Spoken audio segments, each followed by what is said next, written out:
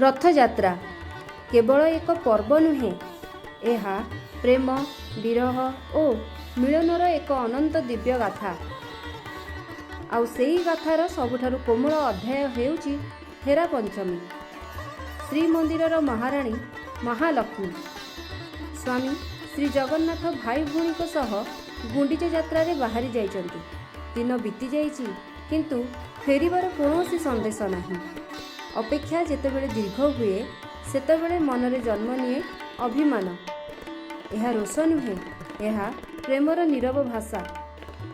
यह सेही अभिमान जेउथिरे अछि अधिकार, आकुलता और असीम स्नेहर स्पर्श।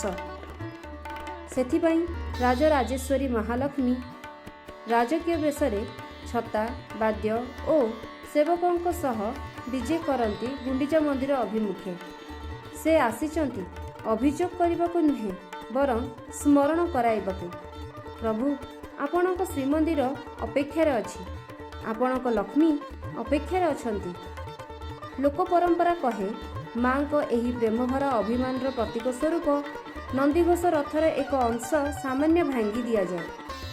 केही हारती नहीं, केही जीतती नहीं, जीते केवल प्रेम। एही दिव्य लीला आमको शिखाए संपर्कर सौंदर्य केवल हसरे नुहे, केबे केबे छोट अभिमान रे मध्य लुचि रही थाए।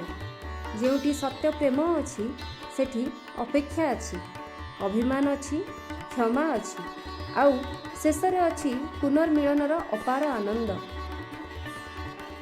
एही कारणରୁ हेरा पंचमी केवल एक रीति नुहे, यह हेउची प्रेमर पवित्रता, दाम्पत्यर माधुर्य और जगन्नाथ संस्कृतिर चिरंतन महिमार एक अमूल्य अध्याय।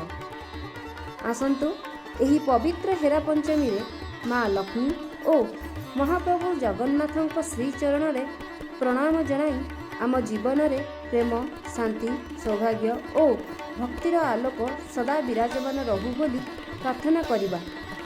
जय माँ लक्ष्मी, जय श्री जगन्नाथ। आपण मानकु ए भिडियोटी केमती लागिला कमेंट माध्यम रे निश्चय आमको जणाइबे। धन्यवाद।